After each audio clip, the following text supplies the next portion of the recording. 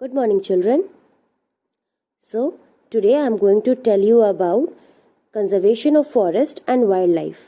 In the previous video, I taught you about forest, their importance and how they are helpful to us.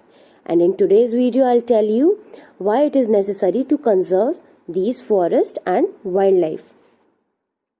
You know, children, wildlife and forest, they are interrelated. ये एक दूसरे से जुड़े हुए हैं. As we all know, forest provide shelter to these wild animals. Forest जो है इन wild animals का घर है, ये आपको पता है ना. तो अगर forest नहीं होंगे तो ये wild animals survive नहीं कर पाएंगे. For example, if I say you all, अब जाओ हमेशा के लिए जंगल में रहो, आप रह पाओगे? नहीं रह पाओगे, बिकॉज आपको वहाँ के इन्वायरमेंट की आदत नहीं है. आप इलेक्ट्रिसिटी यूज़ करते हो, लाइट्स फैंस में रहते हो, व्हीकल्स यूज़ करते हो, कुक्ड फूड खाते हो, और अगर आपको हमेशा के लिए फॉरेस्ट में रख दिया जाए तो आप वहाँ एडजस्ट नहीं कर पाओगे. Same thing happens with the animals. अगर उनको उनका नेचुरल हैबिटेट फॉरेस्ट नहीं मिलेगा, नहीं होगा, तो वो सर्वाइव नहीं कर पाएंगे, they will die. So this is also one of the reason why we should conserve forest. ये भी एक कारण है जिसकी वजह से हम लोगों को फॉरेस्ट बचा के रखने चाहिए. अगर फॉरेस्ट सही से रहेंगे, प्रोटेक्टेड रहेंगे, तो हमारे वाइल्ड लाइफ्स भी प्रोटेक्टेड रहेंगे, इनकी स्पीसीज खत्म नहीं होंगी, एक्सटेंट नहीं होंगे. Isn't it? You know, children, forests are slowly getting reduced due to deforestation. Deforestation की वजह से हमारे जो जंगल है वो कम होते जा रहे हैं. Deforestation means cutting down of trees on a large scale. Deforestation का मतलब होता है बहुत ही लार्ज नंबर में एक साथ बहुत सारे ट्रीज को कट कर देना. ठीक है, इस डिफॉरेस्टेशन के बहुत सारे हार्मफुल इफेक्ट्स भी होते हैं. Let's see. Many a time, man destroys forest land to construct factories, building, etc. in its place. बहुत बार हम ह्यूमन बीइंग फॉरेस्ट क्लियर कर देते हैं, सारे पेड़ काट देते हैं फॉरेस्ट के, सो दैट वहाँ का जो लैंड है वो हम उसको यूज़ कर सके. कैसे यूज़ कर सके? बिल्डिंग्स बना के, एक पूरा शहर सेटअप करके, या फिर फैक्ट्रीज बिल्डअप करके, जिनके बहुत सारे हार्मफुल इफेक्ट्स भी हैं. अगर बहुत ही लार्ज नंबर में हम ट्रीज कट करेंगे तो ये क्या लीड करेगा? ये डिफॉरेस्टेशन को लीड करेगा. ठीक है, जिसकी वजह से हमारे एटमॉस्फेयर में बहुत सारे चेंजेस आ सकते हैं. Like temperature will increase, temperature बढ़ जाएगा. Isn't it? कार्बन डाइऑक्साइड का लेवल बढ़ जाएगा. ये सॉइल इरोजन्स इसकी वजह से होने लगेंगे, फ्लड्स आने लगेंगी, लैंडस्लाइड्स होने लगेंगे, बहुत सारे नेचुरल डिजास्टर्स आ जाएंगे. वी ऑल नो ना कि earth acts as a lungs, forest acts as a lungs of the earth. Forest जो है हमारे अर्थ का लंग्स है. जिस तरह से हम ह्यूमन बींग्स बिना अपने लंग्स के नहीं रह सकते, सिमिलरली अर्थ भी बिना फॉरेस्ट के नहीं रह सकता. Isn't it? फॉरेस्ट टेम्परेचर को कंट्रोल में रखता है, वो हमारे इकोसिस्टम को बैलेंस्ड रखता है, वो हमारे एटमॉस्फेयर को बैलेंस्ड रखता है. And we all know that forest trees absorbs carbon dioxide and releases oxygen which we breathe. ये हमें ऑक्सीजन देते हैं जिनको हम ब्रीथ करते हैं. तो अगर फॉरेस्ट रहेंगे ही नहीं तो ऑक्सीजन लेवल क्या होगा? बहुत कम हो जाएगा. And it will create difficulties in our survival. ये हमारे सर्वाइवल में बहुत सारी डिफिकल्टीज ले आएगा.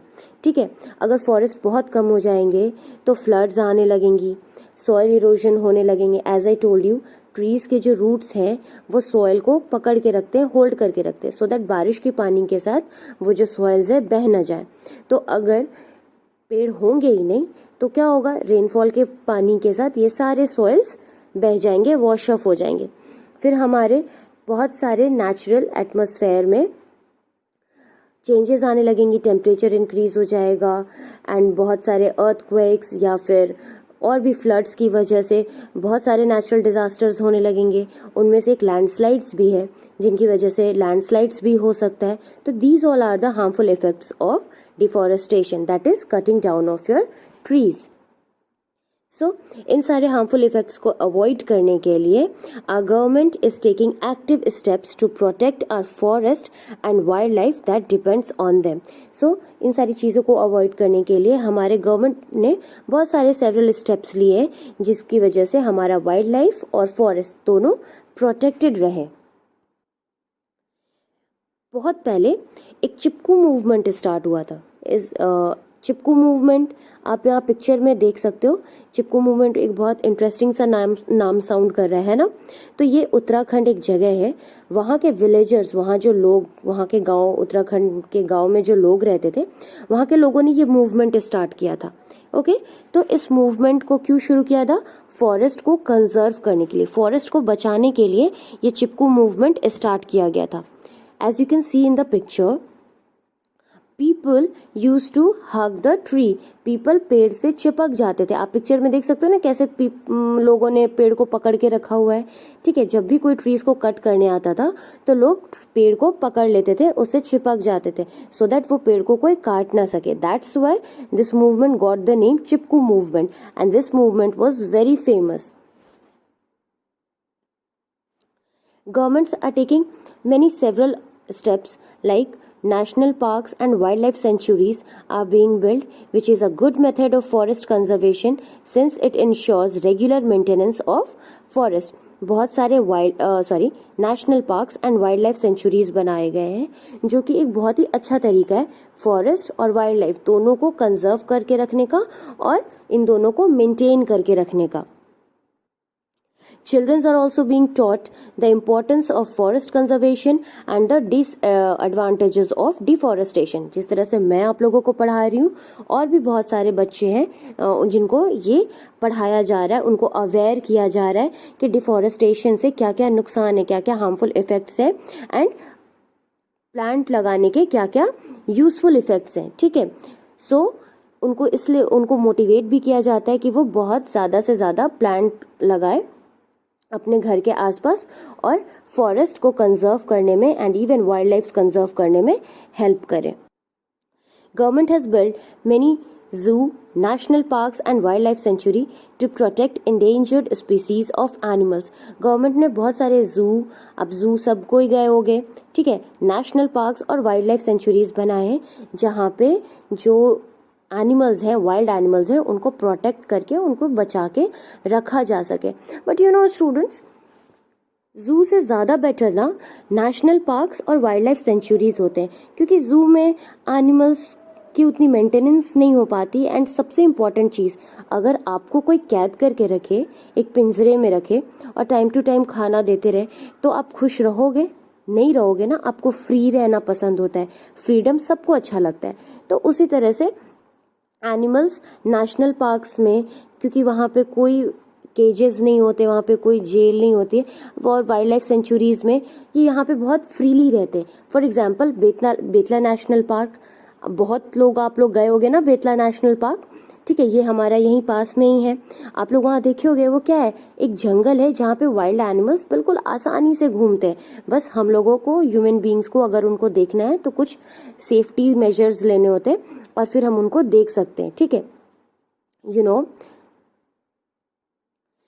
India has a large variety of wild life.